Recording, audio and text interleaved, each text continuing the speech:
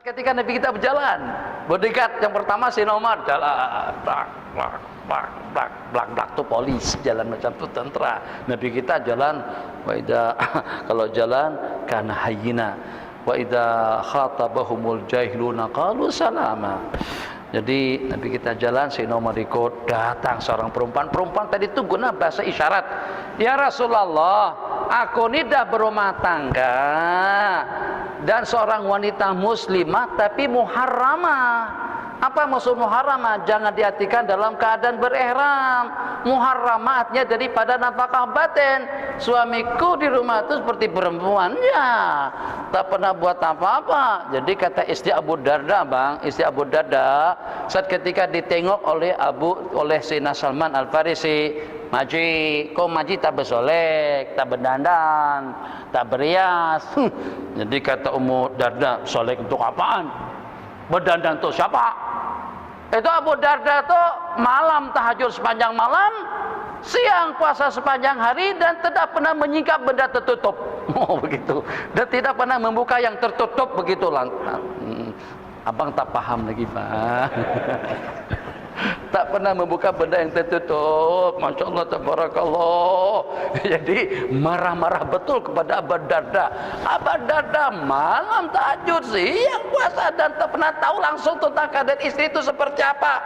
Jadi nanti bang kalau kawin, istri bersolek, berdandan, berhias, tahu-tahu diri lah, jangan tidur lagi. Ini istri berdandan, berhias, sembuh harulah, setengah botol, belakang, supaya nanti mendapatkan pelukan harmoni daripada suami pada waktu suami datang. Tahu-taunya masuk pintu, Bismillahumma ahya wa amu. Innalillahi wa inna ilaihi raji'un. Jadi macam tuh gambaran daripada wanita tadi itu memberitahukan kepada baginda, aku udah berumah tangga tapi suamiku tuh seperti perempuan saja, duduk di pojok rumah.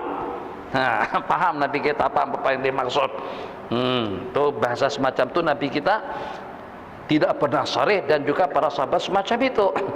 Jadi Nabi kita kata, coba tolong panggil suami kamu. Panggilkan suami dia, panggil.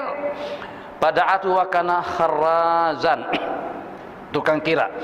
Faqala Nabi sallallahu alaihi wasallam, taqulu fi imra'atik ya Abdullah, bagaimana menurut Anda tentang istri kamu? Nabi kita tanya, Nabi kita interogasi soal siasat. Cemana keadaan rumah tanggamu? Minta maaf ya Rasulullah. Ya Allah, lenguh aku layan dia ya Rasulullah. Sampai tak pernah kering rambut aku. Basah melulu, basah terus. Dia nak terus macam tu. Kata si siapa? Kata si suami. Begaduh nih, ini begaduh, berkelahi. Nak. Paham nak tu apa maksudnya? Hati-hati batal puasa nanti. Jadi Nabi kita panggil makcik tadi tu, Bu, nih apa kata suami? Kata dia sampai tak pernah kering kepala dia, mandi melulu. Maksudnya dia layan terus. Apa kata perempuan? Sekali sebulan ya. Hah? Macam mana boleh basah terus-terusan kalau sekali sebulan? Wala ud'i zaujaki, panggil. Mata qulu fi imra'atik. Jadi kata laki-laki, demi Allah yang telah memuliakan baginda, tidak pernah kering sedikit pun rambutku daripada melayannya. Senantiasa basah, maksudnya senantiasa mandi junub. Apa kata perempuan? Sekali sebulan ya Rasulullah. Memangnya mau berapa kali? Itu tak ada jadwal, Bang. Tak ada jadwal. Jadi abang jangan buat jadwal. Kata nanti merah, hijau, hari Sabtu, malam Jumat. Nah, dia ikut keadaan. Kalau buka puasa, tamar, madu, ayam kampung, kambing, mesti menanduk-nanduk bang di waktu malam. Tak paham tak masalah, jangan paham pun elok. Faqalat imra'atu maratan wahidah, sekali aja sebulan, sekali sebulan.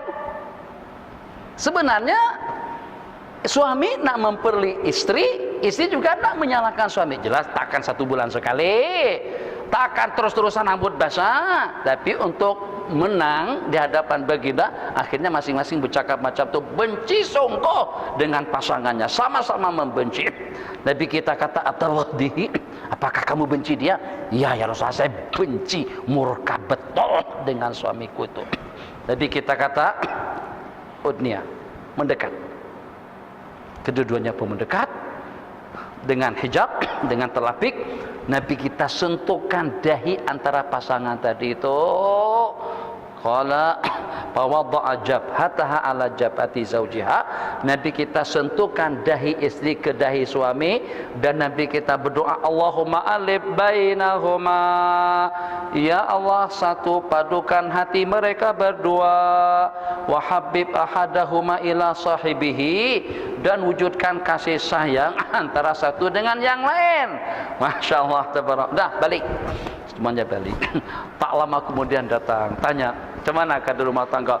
Masya Allah ya Rasulullah, aku tak pernah tahu ada dengan seorang laki-laki ramah, baik, santun, mulia, dan menghormati aku daripada suamiku.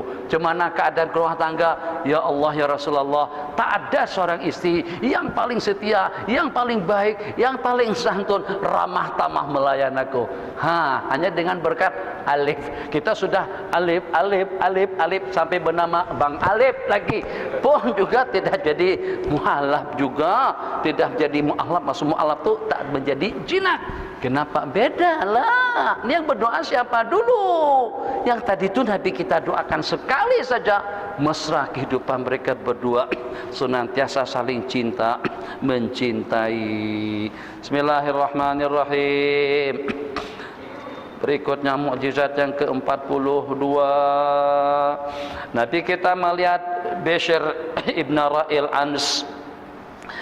Beliau melihat seorang laki-laki makan dengan tangan kiri, dan ini diperhatikan dan diingat untuk masa depan kita. Kalau kita terbabit, daripada hari ini pada masa kita berbuka nanti, jangan lagi gunakan tangan kiri untuk makan dan minum. Nabi kita murka dan benci tengok seseorang makan dengan tangan kiri ataupun juga di waktu makan, sampai Nabi kita doakan benda yang tidak elok, dan Nabi kita katakan dia syaitan pada saat melihat seseorang makan dengan tangan kirinya.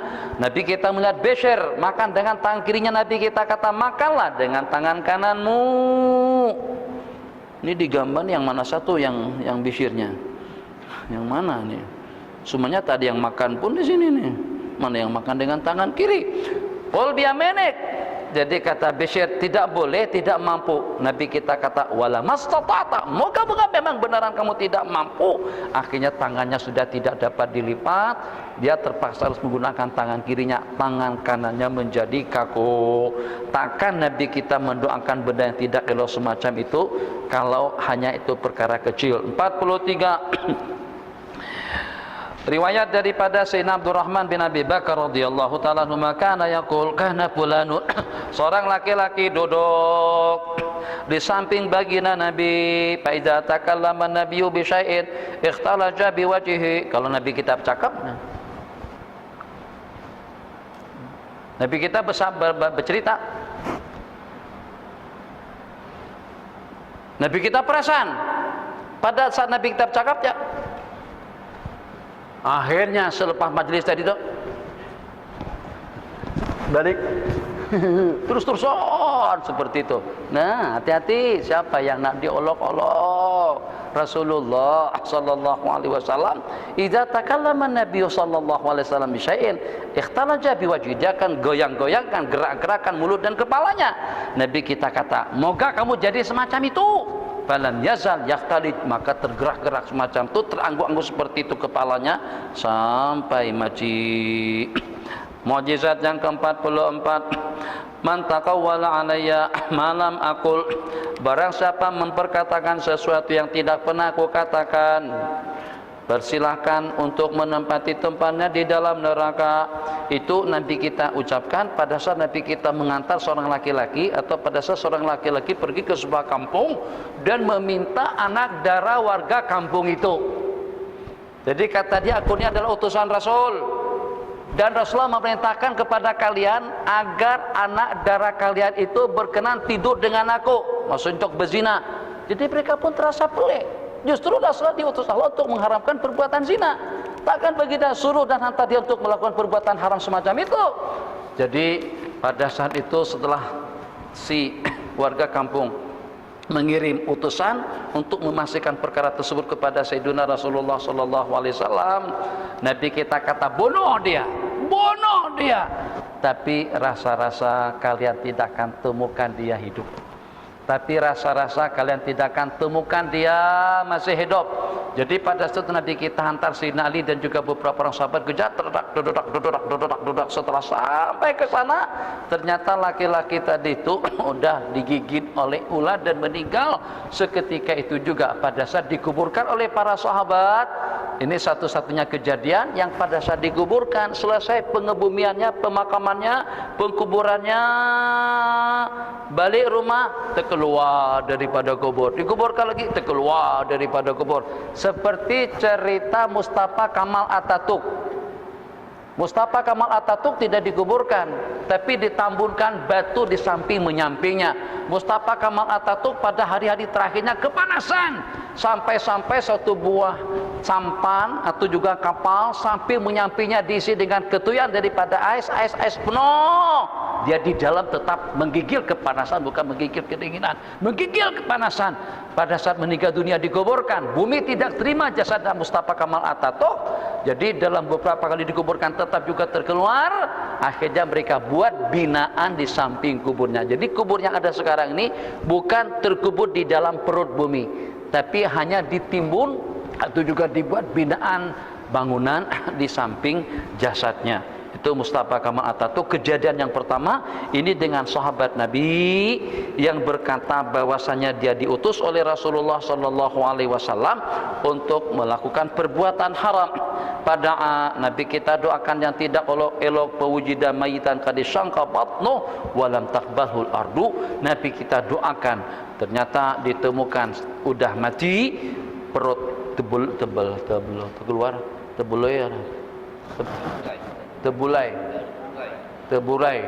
teburai, usus, isi semuanya terkeluar. Perut semacam itu, dan pada saat dikuburkan tidak diterima oleh bumi. Anna Khalid bin Walid radhiyallahu ta'ala anhu faqada kalan suatan Sayyidina Khalid kehilangan kalan suat, maksudnya songko pada perang Yarmuk. Faqalat lubuat, tolong dicari tapi tidak dijumpa. Tolong carikan sampai ketemu. Ternyata tidak lebih daripada kalan suah khaliqah, tidak lebih daripada songko yang sudah lusuh. Jadi kata Sayyidina Khalid pada saat Nabi kita berumrah, sahabat Nabi kita merebutkan tepi menepi daripada rambut baginda, dan aku mendahului mereka untuk mengambil nasiah ubun-ubun Rasulullah, dan saya letakkan beberapa helai rambut tersebut pada depan pici atau songko aku. Falam ashhad qitalan wahya ma'i illa ruziqtun nasra. Tidak pernah berlaku peperangan pada saat aku bersamanya, melainkan Allah berikan kemenangan kepada kami. 46, 47, alhamdulillah habis. Kita janji sampai pukul 3 tadi. Apalagi sikit lagi, 2 hadis lagi. Bismillahirrahmanirrahim. Surga tidak layak untuk pendurhaka. Riwayat daripada Sayyidina Soban, anau qala fi masinilahu, dalam satu perjalanan, inna mudlijuna lailata insyaallah, malam hari ini juga kita akan masuk ke kota Madinah, maka jangan ada yang keluar dulu.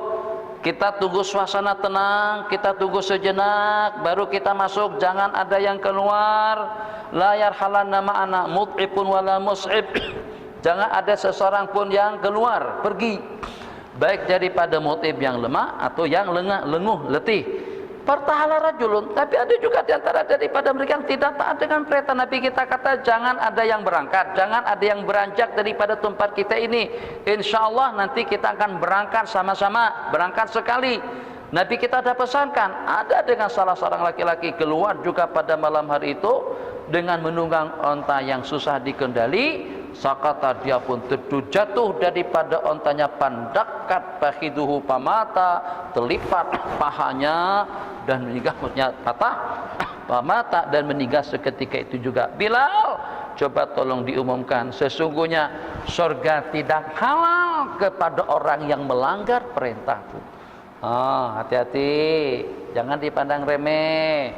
Tidak berarti Allah tak nampak, tidak berarti Allah tak tengok. menyogok itu dosa besar dan Nabi kita laknat. Faidah dosa besar dan Nabi kita laknat. Jangan pada saat dengan kita terbabit dengan benda-benda dikutuk oleh Allah. Pada saat tidak berlaku apa-apa dalam dunia kita, bisnis kita dan kehidupan kita, kita merasa oke-oke saja. Tidak tentu seperti itu. Kadang-kadang tidak berlakunya itu disebabkan karena kita masih ada kebaikan.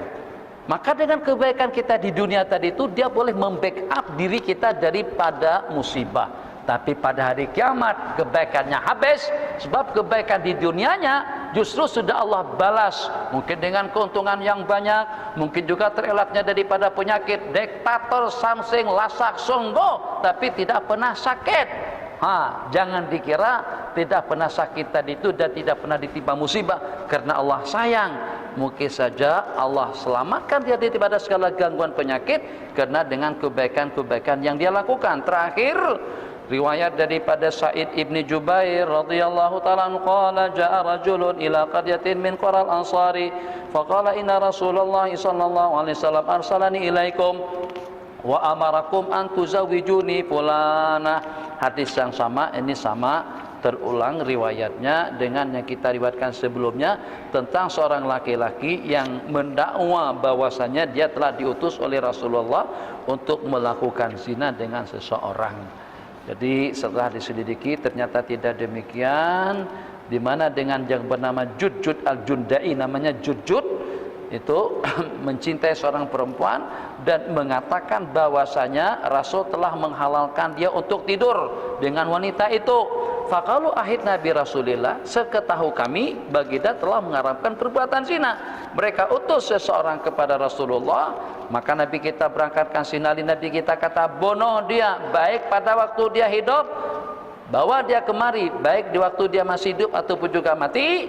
Kalau anda temukan dia masih hidup, bunuh dia. Tapi kemungkinan anda temukan dia sudah mati. Betul seperti yang Nabi kita katakan, ternyata laki-laki tadi itu sudah mati digigit ular dan dibakar setelahnya oleh Baginda Ali.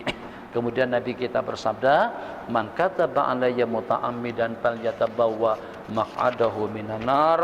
Barang siapa berbohong, berdusta ke atas aku, dia persilakan untuk menempati tempat duduknya di dalam api neraka. Ada wabillahi taufik. 3 saja.